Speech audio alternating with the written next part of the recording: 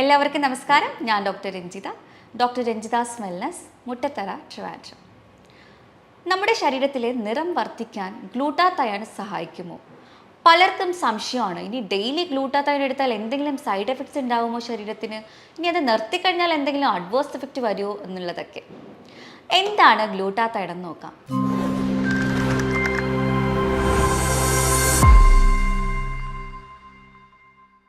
നമ്മുടെ liver produce ചെയ്യുന്ന ഒരു ആൻറ്റി ഓക്സിഡൻറ്റ്, ഒരു മേജർ ആയിട്ടുള്ള ആൻറ്റി ഓക്സിഡൻ്റ് ആണ് ഗ്ലൂട്ടാത്തയോൺ. ഗ്ലൂട്ടാത്തയോൺ നമ്മുടെ ശരീരത്തിൽ കുറയുമ്പോഴാണ് നമുക്ക് കരിവാളിപ്പ്, അതായത് മെലാസ്മ എന്ന് പറയും, അവിടെയായിട്ട് ഫേസിലും ചീക്സിൻ്റെ സൈഡിലൊക്കെ ആയിട്ട് കരിവാളിപ്പ്, കറുത്ത പാടുകളായിട്ട് വന്നു തുടങ്ങുന്നത്, മുടി വേഗത്തിൽ നരച്ചു പോകുന്നത്, പലതരം പാടുകൾ അവിടെയായിട്ട് സ്കിന്നിൽ കാണുന്നതൊക്കെ. അപ്പോൾ നമുക്കറിയാം, നമ്മുടെ ലിവർ ആണല്ലോ ഇത് പ്രൊഡ്യൂസ് ചെയ്യുന്നത്. ഒരു 30 വയസ്സ് കഴിയുമ്പോൾ തന്നെ നമുക്ക് ഈ ഒരു പ്രൊഡക്ഷനിലൊക്കെ ഒരു ചെറിയ കുറവ് വരും. പ്രത്യേകിച്ച് നിങ്ങൾക്ക് എന്തെങ്കിലും ഫാറ്റി ലിവർ പ്രശ്നങ്ങളൊക്കെ ഉണ്ടെങ്കിൽ ലിവർ കറക്റ്റായിട്ട് ഈ ഒരു ഗ്ലൂട്ടാത്തയോൺ പ്രൊഡ്യൂസ് ചെയ്യത്തില്ല. നമ്മുടെ ശരീരത്തിൽ 2 തരത്തിലാണ് മെലാനിൻ പ്രൊഡക്ഷൻ ഉള്ളത്. അതൊന്ന് മനസ്സിലാക്കുക.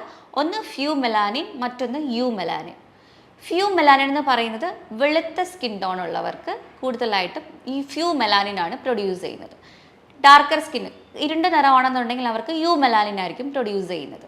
അപ്പോൾ ഈ ഗ്ലൂട്ടാത്തയോൺ എടുക്കുന്ന വഴിക്ക് ഈ മെലാനിൻ സിന്തസിസിനെ ഒന്ന് കുറയ്ക്കാനും ഫ്യൂ മെലാനിൻ്റെ അളവ് വർദ്ധിപ്പിക്കാനും നമുക്ക് സാധിക്കുന്നതാണ്. ഞാൻ പറഞ്ഞു, നമ്മൾക്ക് ആൻറ്റി ഓക്സിഡൻസ് പലതരത്തിലുണ്ട്. അതിൽ ഏറ്റവും മേജറായിട്ടുള്ളതാണ് ഗ്ലൂട്ടാത്തയോൺ എന്ന് പറയുന്നത്. ഇനി വൈറ്റമിൻ സി ഉണ്ട്, വൈറ്റമിൻ ഇ ഉണ്ട്, അതുപോലെ തന്നെ സെലീനിയം, അതൊക്കെ നമുക്ക് നല്ല രീതിക്ക് ഒരു ആൻറ്റി ഓക്സിഡൻറ്റ് തന്നെയാണ്. പക്ഷേ ഏറ്റവും നമ്മുടെ 80% നമ്മുടെ ഫ്രീ റാഡിക്കൽസിനെ റിമൂവ് ചെയ്യുന്നതും ഗ്ലൂട്ടാത്തയോൺ തന്നെയാണ്.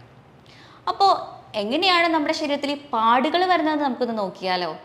അതിനാണ് നമ്മൾ പണ്ട് പഠിച്ചിട്ടുണ്ടാവും ഓക്സിഡേഷൻ, അതായത് നമ്മളുടെ ഓക്സിജൻ പല പദാർത്ഥങ്ങളുമായിട്ട് മിക്സ് ചെയ്ത് രാസപ്രവർത്തനം നടക്കുന്നതിൻ്റെ ഭാഗമായിട്ട് അവിടെ ഓക്സിഡേഷൻ സംഭവിക്കുന്നത്. അതായത് ഇരുമ്പ് തുരുമ്പിക്കുന്നത് പോലെ, അല്ലെങ്കിൽ നമ്മളൊരു ആപ്പിൾ കട്ട് ചെയ്ത് പുറത്ത് വെച്ചിട്ട് അപ്പോൾ ആപ്പിളിൻ്റെ ആ ഒരു കട്ട് ചെയ്ത ഭാഗത്തിൽ ഒരു ബ്രൗൺ ഷെയ്ഡ് അല്ലെങ്കിൽ ഒരു റെഡ് ഷെയ്ഡ് വരുന്നത് പോലെ, അത് ഓക്സിഡേഷൻ്റെ ഭാഗമായിട്ടാണ്.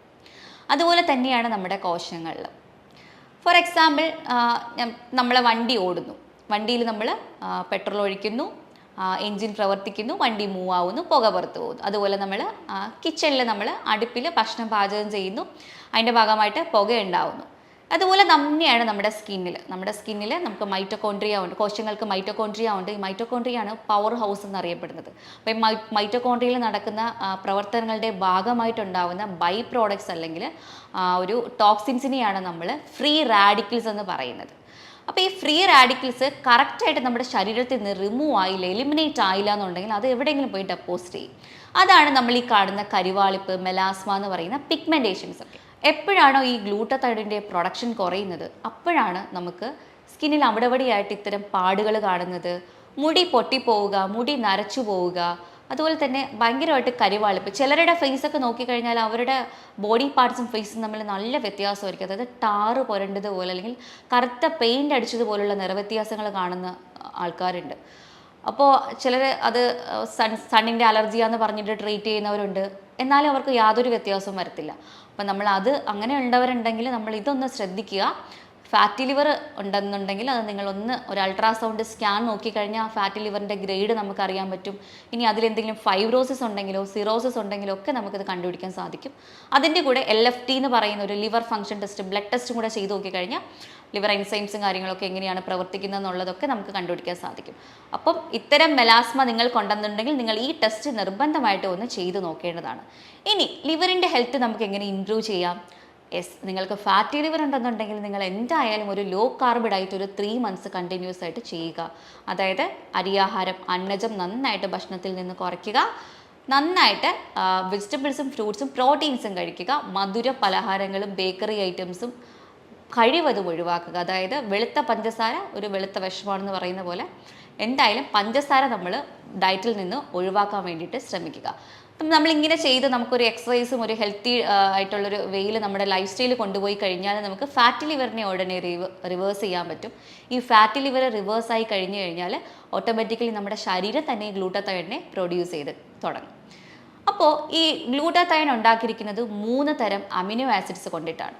അത് ഏതൊക്കെയാണെന്ന് വെച്ചാൽ സിസ്റ്റീൻ ആൻഡ് ഗ്ലൈസിൻ, ഗ്ലൂട്ടാമൈൻ എന്ന് പറയുന്ന 3 അമിനോ ആസിഡ്സ് കൊണ്ടിട്ടാണ് ഈ ഒരു എന്താ പറയുക ഗ്ലൂട്ടത്തൈൻ ഉണ്ടാക്കിയിരിക്കുന്നത്.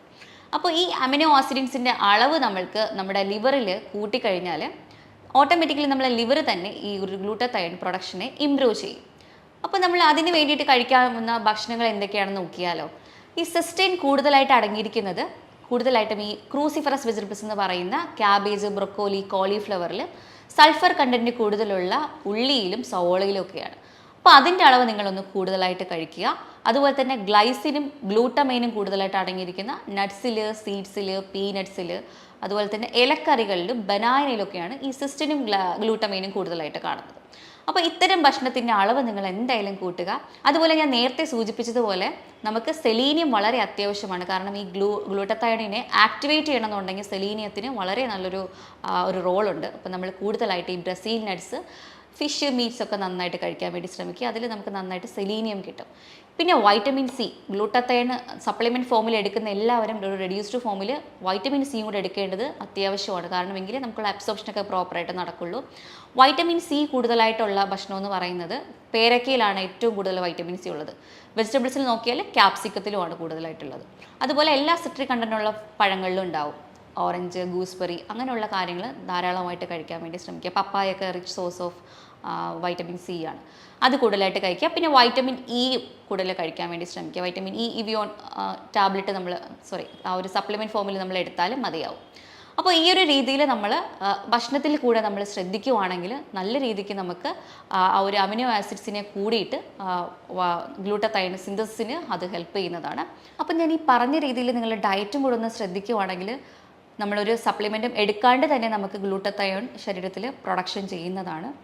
ഇനി ഞാൻ നേരത്തെ പറഞ്ഞതുപോലെ അവിടെ എവിടെയായിട്ട് ഭയങ്കര വലിയ രീതിക്കുള്ള കരിമംഗല്യം, അതായത് ടാറ് പുരണ്ട പോലെ സ്കിന്ന് മാറുക, അല്ലെങ്കിൽ പെയിൻ്റ് അടിച്ച പോലുള്ള ഒരു കളർ ചേഞ്ചസ് ഒക്കെ വരുവാണെങ്കിൽ നമുക്ക് ഈ ഒരു ഡയറ്റിൽ മാത്രം നമ്മൾ നോക്കിയിട്ട് കാര്യമില്ല. നമ്മൾ സപ്ലിമെൻറ്റ് ഫോമിൽ ഗ്ലൂട്ടത്തൈനും വൈറ്റമിൻ സിയും എടുക്കുന്നതാണ് അത് കുറച്ചുകൂടെ നല്ലത്.